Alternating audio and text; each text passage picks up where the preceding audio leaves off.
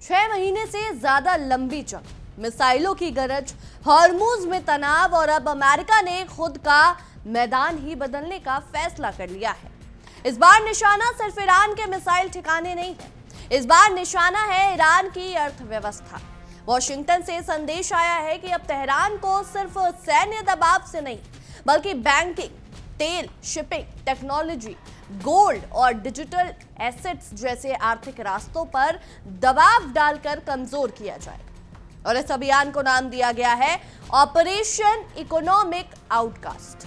नाम सुनते ही ऐसा लगता है जैसे अमेरिका ने कोई नई हॉलीवुड वॉर फिल्म रिलीज करती हो, लेकिन इस बार फिल्म में टैंक कम और बैंक ज्यादा है, मिसाइलें कम है और सैंक्शंस ज्यादा है, और सैनिकों की जगह दुनिया भर की कंपनियों और बैंकों की चेतावनी दी जा रही है कि अगर ईरान के साथ मिलकर कारोबार किया तो अमेरिकी कार्रवाई का सामना करना पड़ सकता है।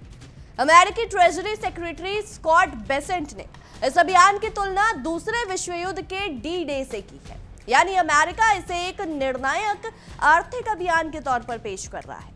अब सवाल यह है कि वाकई ईरान के लिए ये आर्थिक डी डे है? क्या ट्रंप प्रशासन इस बार ईरान की अर्थव्यवस्था की नसें काट पाएगा, या फिर वॉशिंगटन एक बार फिर ये मान बैठा है कि डॉलर का बटन दबाते ही पूरी दुनिया उसकी बात मान लेगी? क्योंकि ईरान का जवाब फिलहाल बेहद आत्मविश्वास भरा है। तेहरान की तरफ से कहा गया है कि वो इस तरह के आर्थिक दबाव के लिए तैयार है और उसके पास आगे की रणनीति मौजूद है। ईरानी अधिकारियों का दावा है कि अमेरिकी दबाव ईरान को एक और हार नहीं बल्कि अमेरिका के लिए एक और मुसीबत साबित करेगा। यानी अब यहाँ सवाल सिर्फ ये नहीं है कि कौन क्या दावा कर रहा है, सवाल यह है कि जमीन पर हकीकत क्या है। क्योंकि युद्ध के मैदान में मिसाइलों की ताकत दिखाई देती है, लेकिन आर्थिक युद्ध में ताकत दिखाई नहीं देती। वो बैंकिंग सिस्टम में छिपी होती है, तेल के भुगतान में छिपी होती है, शिपिंग इंश्योरेंस में छिपी होती है, विदेशी मुद्रा के भंडार में छिपी होती है और आम आदमी की जेब में दिखाई देती है। यानी अमेरिका ने अगर युद्ध का मैदान बदला है तो ईरान की परीक्षा भी अब अलग तरीके से होगी। सबसे पहले समझते हैं कि अमेरिका का नया दाव आखिर है क्या। अमेरिका लंबे समय से ईरान पर प्रतिबंध लगाता रहा है, लेकिन अब कोशिश ये है कि सिर्फ ईरानी संस्थाओं को निशाना न बनाया जाए बल्कि उन विदेशी कंपनियों और संस्थाओं पर भी दबाव डाला जाए जो ईरान के साथ कारोबार कर रही है। इसे ही सेकेंडरी सैंक्शंस कहा जाता है। आसान भाषा में समझिए, मान लीजिए कोई कंपनी ईरान से तेल खरीदती है। अमेरिका कहता है कि ठीक है, ईरान के साथ व्यापार करना है तो करो, लेकिन फिर अमेरिकी वित्तीय सिस्टम में कारोबार करने के परिणाम भी भुगतने पड़ सकते हैं। अब कंपनी के सामने सवाल खड़ा होता है, ईरान के साथ व्यापार करें या अमेरिकी बाजार और वित्तीय सिस्टम को बचाएं। और यही अमेरिका की असली ताकत काम करती है, क्योंकि दुनिया के बड़े हिस्से का अंतर्राष्ट्रीय कारोबार अभी भी डॉलर और अमेरिकी वित्तीय व्यवस्था से जुड़ा हुआ है। इसलिए अमेरिका के पास सिर्फ प्रतिबंध लगाने की ताकत नहीं है, उसके पास दूसरे देशों की कंपनियों को डराने की आर्थिक क्षमता भी है। यही कारण है कि सेकेंडरी सैंक्शंस का खतरा कई कंपनियों को ईरान से दूरी बनाने के लिए मजबूर कर सकता है। लेकिन यहाँ भी कहानी उतनी सीधी नहीं है जितनी आपको लग रही है, क्योंकि ईरान पिछले कुछ वर्षों से इस तरह के दबाव में रहा है। उसे आदत है, उसने ऑल्टरनेटिव ट्रेड चैनल्स तलाशे हैं, उसने गैर पश्चिमी देशों के साथ आर्थिक संबंध बढ़ाए हैं, उसने तेल बेचने के लिए अलग अलग रास्ते अपनाए हैं, उसने घरेलू उत्पादन को बढ़ाने की कोशिश की है। और सबसे अहम बात, ईरान ने यह सीख लिया है कि अमेरिकी सैंक्शन से उसे निपटना या अमेरिकी सैंक्शन से निपटना उसके लिए कोई निजी चीज नहीं है। यानी अमेरिका जो हथियार को नया और निर्णायक बताकर पेश कर रहा है, ईरान उस हथियार की मार से पहले भी गुजर चुका है। हाँ, इस बार अमेरिका अगर सैंक्शंस का दायरा बढ़ाता है और एनफोर्समेंट ज्यादा आक्रामक करता है तो ईरान के लिए मुश्किलें जरूर बढ़ सकती हैं, लेकिन मुश्किल और हार में फर्क होता है। और यही ट्रंप प्रशासन की सबसे बड़ी परीक्षा शुरू होती है, क्योंकि अगर ईरान पर दबाव बढ़ता है तो उसकी अर्थव्यवस्था को नुकसान पहुंच सकता है। तेल की आय कम हो सकती है, विदेशी मुद्रा का दबाव बढ़ सकता है, आयात महंगा हो सकता है, शिपिंग की लागत बढ़ सकती है, बैंकिंग लेन देन मुश्किल हो सकते हैं और इन सब का असर आखिरकार आम जनता तक पहुंच सकता है। यानी ये मान लेना कि सैंक्शंस सिर्फ सरकार को नुकसान पहुंचाएंगे सही नहीं होगा।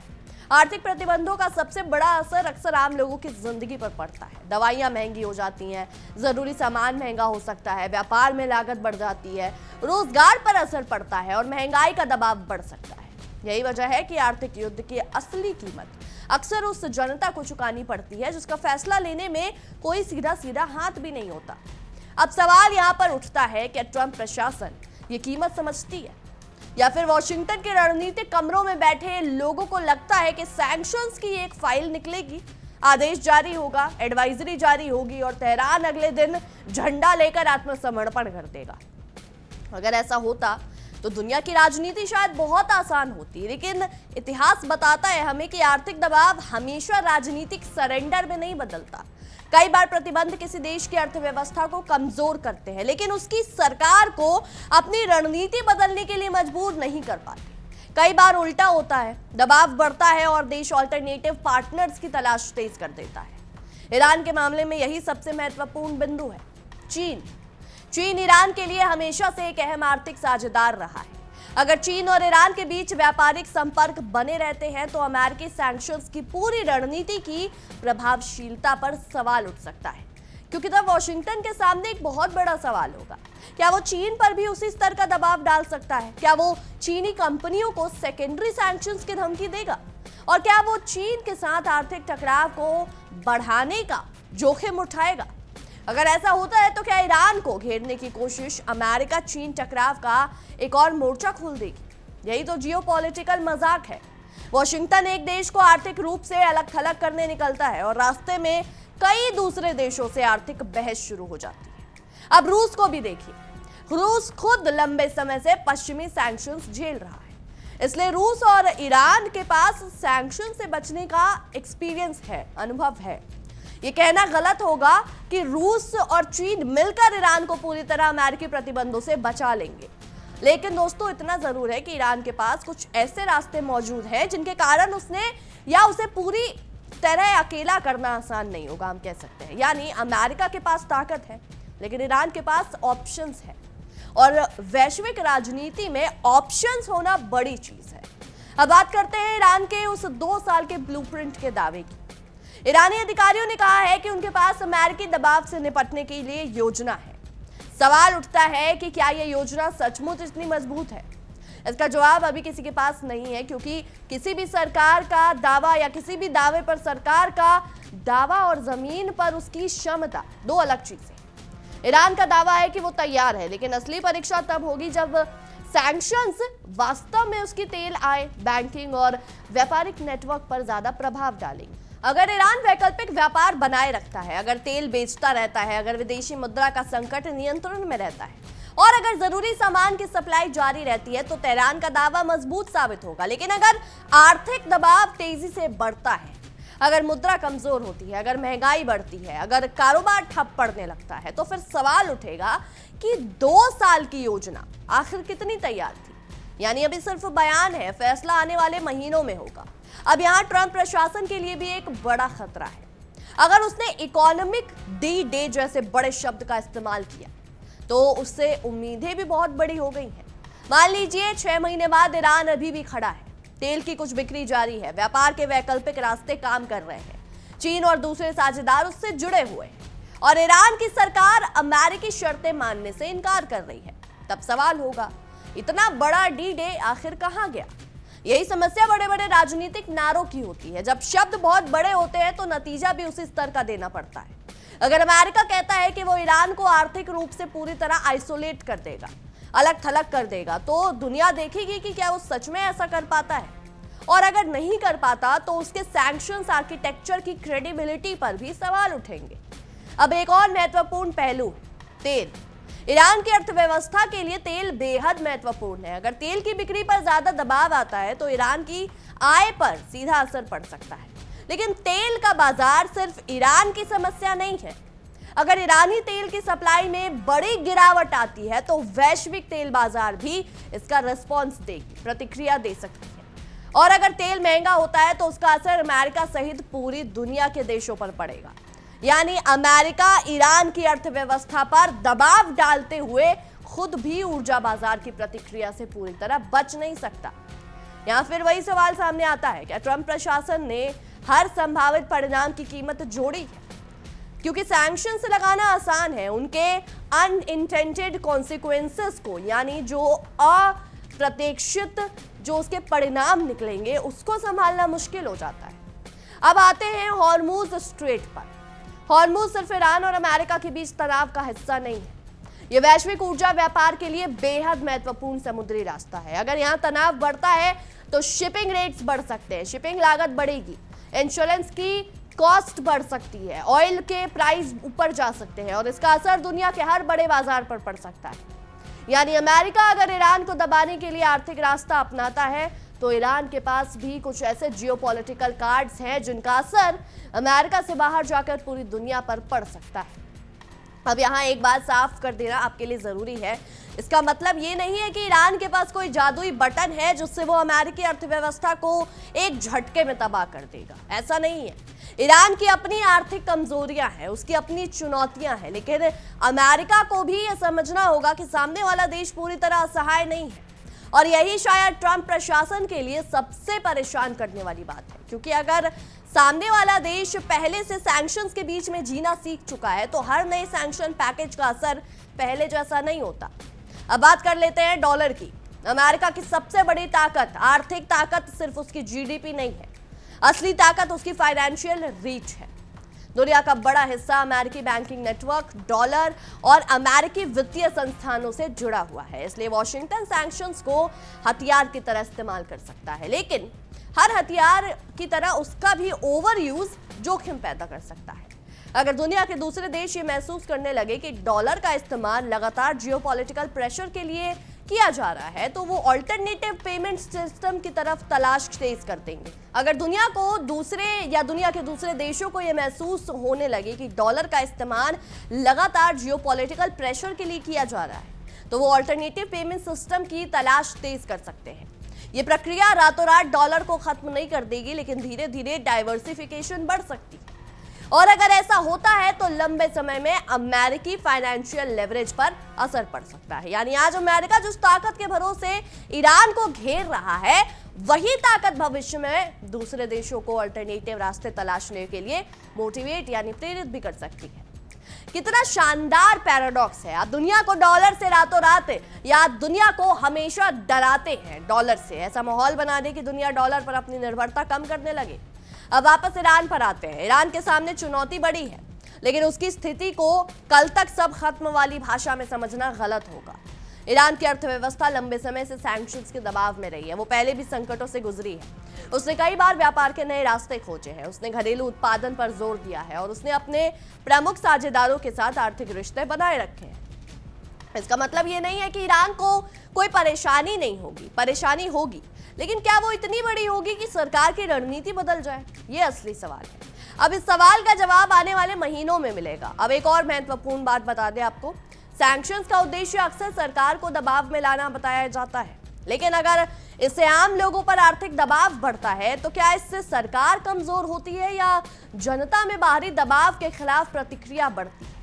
ये भी एक खुला सवाल है। कई बार बाहरी दबाव किसी देश के भीतर सरकार के खिलाफ नाराजगी पैदा कर सकता है, लेकिन कई बार वही दबाव लोगों में बाहर से हमला हो रहा है वाली भावना भी मजबूत कर सकता है। इसलिए सैंक्शंस की राजनीति हमेशा प्रिडिक्ट करना आसान नहीं होता। यही वजह है कि ईरान के मामले में सिर्फ आर्थिक आंकड़े देखना पर्याप्त नहीं होगा, राजनीतिक प्रतिक्रिया भी देखनी होगी, जनता का मूड देखना होगा, व्यापारियों की प्रतिक्रिया देखनी होगी और सबसे अहम ईरान के अंतर्राष्ट्रीय साझेदारों का व्यवहार देखना होगा। अगर ईरान को चीन, रूस और दूसरे देशों से पर्याप्त आर्थिक ब्रीदिंग स्पेस मिलती रहती है तो अमेरिका के लिए उसे पूरी तरह अलग थलग करना मुश्किल होगा। और अगर ये रास्ता भी बंद होने लगता है तो ईरान की चुनौती कई गुना बढ़ जाएगी। यानी असली लड़ाई सिर्फ वॉशिंगटन बनाम तेहरान नहीं है, इसके पीछे पूरा ग्लोबल इकोनॉमिक नेटवर्क खड़ा है। एक तरफ अमेरिकी सैंक्शंस, दूसरी तरफ अल्टरनेटिव ट्रेड नेटवर्क्स, एक तरफ डॉलर, दूसरी तरफ गैर डॉलर भुगतान के प्रयास, एक तरफ पश्चिमी वित्तीय व्यवस्था, दूसरी तरफ उभरती हुई वैकल्पिक आर्थिक संरचनाएं। और इसी वजह से ये लड़ाई सिर्फ ईरान की नहीं रह गई है, ये ग्लोबल इकोनॉमिक ऑर्डर की लड़ाई भी बनती जा रही है। अब जरा ट्रंप की रणनीति पर वापस आइए। ट्रंप की राजनीति में एक खास चीज हमेशा दिखाई देती है, बड़ी भाषण, बड़ा दावा और उससे भी बड़ा प्रेशर। उनकी रणनीति का मूल संदेश अक्सर यही रहा है कि सामने वाले को इतना दबाव दो कि वो अंत में डील की मेज पर आ जाए। लेकिन समस्या यह है कि हर देश डील के लिए एक जैसा व्यवहार नहीं करता। ईरान की राजनीति, उसकी सुरक्षा सोच और उसकी क्षेत्रीय रणनीति काफी अलग है। इसलिए ये मान लेना कि आर्थिक दबाव लगाओ और कुछ समय बाद तेहरान वॉशिंगटन की हर शर्त मान लेगा, शायद बहुत आसान समीकरण है। ईरान के लिए भी पीछे हटना सिर्फ एक आर्थिक फैसला नहीं है, यह उसकी घरेलू राजनीति और उसकी रणनीतिक पहचान से जुड़ा हुआ है। इसलिए आर्थिक दर्द बढ़ने के बावजूद राजनीतिक प्रतिक्रिया वैसा ही होगा जैसा अमेरिका चाहता है, ये जरूरी नहीं है। ये पूरी कहानी का सबसे अनसर्टिनिटी फैक्टर है। अब अगर ईरान टिकता है तो क्या होगा? सबसे पहले अमेरिकी सैंक्शंस स्ट्रैटेजी पर सवाल उठेंगे। दूसरा, गैर पश्चिमी देशों को यह संदेश मिलेगा कि अमेरिकी प्रेशर के बावजूद ऑल्टरनेटिव इकोनॉमिक नेटवर्क्स बनाए जा सकते हैं। तीसरा, डॉलर सिस्टम से बाहर ट्रेड करने के प्रयोग और तेज हो सकते हैं। और चौथा, दूसरे देश अमेरिकी सैंक्शन पॉलिसी को लेकर ज्यादा सावधान हो सकते हैं। लेकिन अगर ईरान कमजोर पड़ता है तो अमेरिका इसे अपनी बड़ी जीत के रूप में पेश कर सकता है। तब ट्रंप प्रशासन कहेगा कि इकोनॉमिक प्रेशर ने वही काम कर दिखाया जो मिलिट्री प्रेशर नहीं कर पाया। आने वाले महीनों में सिर्फ ईरान की इकोनॉमी नहीं, अमेरिकी फॉरेन पॉलिसी की क्रेडिबिलिटी भी टेस्ट हो। और इसलिए फिलहाल सबसे समझदारी वाली बात यही है कि किसी एक पक्ष को विजेता घोषित करने के बजाय संकेतों पर नजर रखी जाए। तेल की बिक्री कितनी रहती है, ईरान की मुद्रा पर कितना दबाव आता है, महंगाई कितनी बढ़ती है, चीन और दूसरे साझेदार कितना सहयोग करते हैं, शिपिंग कितना प्रभावित होता है, और सबसे अहम ईरान की सरकार अपनी मौजूदा रणनीति पर कितने समय तक कायम रहती है। इन सवालों के जवाब यही बताएंगे कि इकोनॉमिक डी-डे कितना सफल रहा। फिलहाल इतना जरूर कहा जा सकता है कि अमेरिका ने युद्ध का मैदान बदल दिया है। अब लड़ाई सिर्फ मिसाइलों की नहीं है, ये बैंकिंग नेटवर्क की लड़ाई है, तेल की लड़ाई है, शिपिंग रूट्स की लड़ाई है, डॉलर बनाम ऑल्टरनेटिव पेमेंट सिस्टम की लड़ाई है, और ये इस बात की भी लड़ाई है कि दुनिया की आर्थिक व्यवस्था पर असली कंट्रोल किसके पास है। ट्रंप प्रशासन सोचता है कि उसके पास पर्याप्त आर्थिक ताकत है कि वो दुनिया या वो ईरान को दुनिया से काट सकता है। ईरान कह रहा है कि वो इस दबाव के लिए तैयार है। अब दोनों के दावों की असली परीक्षा शुरू हो चुकी है और इस पूरी कहानी में सबसे दिलचस्प बात यही है, ईरान को घेरने के लिए अमेरिका जितना बड़ा जाल बिछाएगा उतने ही बड़े सवाल भी होंगे, और इस जाल में बाकी दुनिया कितनी दूर तक फंसती है ये भी देखना होगा। क्योंकि अगर चीन, रूस और दूसरे देश ईरान के साथ सीमित लेकिन महत्वपूर्ण व्यापार बनाए रखते हैं तो अमेरिकी अभियान को अपेक्षित परिणाम हासिल करने में मुश्किल हो सकती है। और अगर अमेरिका हर ऐसे देश पर भी दबाव डालता है तो फिर मामला ईरान से आगे निकल जाएगा। तब यह सवाल होगा कि दुनिया अमेरिकी फाइनेंशियल पावर को कितने देर तक स्वीकार कर रही है, और शायद यही इस पूरे अभियान का सबसे अनइंटेंडेड कॉन्सिक्वेंस हो सकता है। अमेरिका आज ईरान को इकोनॉमिक आउटकास्ट बनाने की कोशिश कर रहा है, लेकिन अगर इसके जवाब में ईरान और उसके साझेदार वैकल्पिक आर्थिक नेटवर्क को और मजबूत करते हैं तो आने वाले वर्षों में दुनिया की आर्थिक राजनीति और ज्यादा फ्रेगमेंटेड हो सकती है। जिस दुनिया में अमेरिका एक ग्लोबल सुपर पावर के रूप में अपनी ताकत का इस्तेमाल कर रहा है, उसी दुनिया में बाकी देश भी अपने ऑप्शंस तलाश रहे हैं। अब आखिर में लौटते हैं उस सवाल पर जिससे हमने शुरुआत की थी, क्या ईरान सच में तैयार है? ईमानदार जवाब है, कुछ हद तक जरूर तैयार है, लेकिन पूरी तस्वीर अभी सामने नहीं आई है। ईरान के पास सैंक्शंस का अनुभव है, मान लिया, उसके पास ऑल्टरनेटिव पार्टनर्स भी है, उसके पास कुछ वैकल्पिक व्यापारिक रास्ते भी है, लेकिन उसकी अर्थव्यवस्था पर दबाव वास्तविक है और नए सैंक्शंस उसे मुश्किल में डाल सकते हैं। तो क्या ट्रंप की रणनीति सफल होगी? इसका जवाब भी अभी तय नहीं है, लेकिन इतना जरूर है कि अगर अमेरिका ने इसे डी-डे जैसा ऐतिहासिक अभियान बताया है तो दुनिया अब इसका नतीजा उसी पैमाने पर देखेगी। अगर ईरान झुकता है, वॉशिंगटन इसे जीत बताएगा। अगर ईरान टिकता है, तब सवाल उठेगा कि अमेरिका की आर्थिक ताकत का वास्तविक सीमा आखिर है कहां। और अगर ईरान टिकने के साथ साथ वैकल्पिक आर्थिक रास्ते और मजबूत करता है तो शायद सबसे बड़ा असर तेहरान पर नहीं, वैश्विक वित्तीय व्यवस्था पर पड़े, क्योंकि युद्ध खत्म होने के बाद भी सैंक्शंस की राजनीति लंबे समय तक चल सकती है और आर्थिक युद्ध में कोई एक दिन का विजेता नहीं होता। ये लंबी लड़ाई होती है जहां हर देश अपनी जेब, अपने बाजार और अपने रणनीतिक हितों का हिसाब लगाता है। तो फिलहाल मिसाइलें कुछ देर के लिए पीछे हट गई, अब डॉलर आगे है, बैंक आगे है, तेल आगे है, शिपिंग आगे है, और ट्रंप प्रशासन की सबसे बड़ी चुनौती भी यही है, क्या वो ईरान की आर्थिक सांस रोक पाएगा या फिर ईरान एक बार फिर प्रतिबंधों की दीवार में कोई दरवाजा खोज लेगा। क्योंकि तेहरान का संदेश फिलहाल यही है, हमें घेरने की कोशिश नहीं है, लेकिन वॉशिंगटन का दावा है कि इस बार खेल अलग है। अब कौन सही है, इसका जवाब प्रेस कॉन्फ्रेंस में नहीं मिलेगा। इसका जवाब मिलेगा तेल बाजार में, मुद्रा बाजार में, बैंक के लेन देन में, बंदरगाहों पर और सबसे आखिर में ईरान की आम जनता की जिंदगी में। यानी असली डी डे अभी आया नहीं है, असली परीक्षा अब शुरू हुई है। और अगर ट्रंप प्रशासन को लगता है कि सिर्फ डॉलर की ताकत से ईरान की कहानी खत्म की जा सकती है, तो शायद ये उसे अभी याद रखना होगा। ईरान कोई ऐसा देश नहीं है जिसने आज पहली बार सैंक्शंस का नाम सुना हो।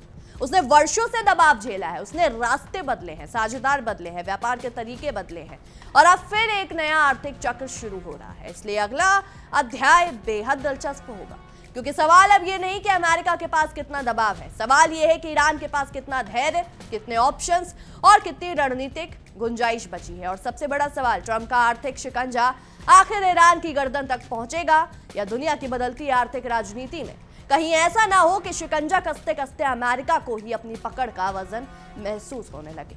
बहरहाल हमारी आज की इस विशेष रिपोर्ट में इतना ही। आपकी इस विषय में क्या कुछ राय है, क्या कुछ सोचते हैं, हमें कमेंट सेक्शन में जरूर बताएं। तब तक के लिए देखते रहिए इंडिया डेली 24/7। देखिए इंडिया डेली 24/7 अब आपके स्मार्ट टीवी पर। इंडिया डेली मौजूद है सभी डिजिटल प्लेटफॉर्म पर लाइव और लगातार। इंडिया डेली 24/7 हर दिन राष्ट्र को समर्पित।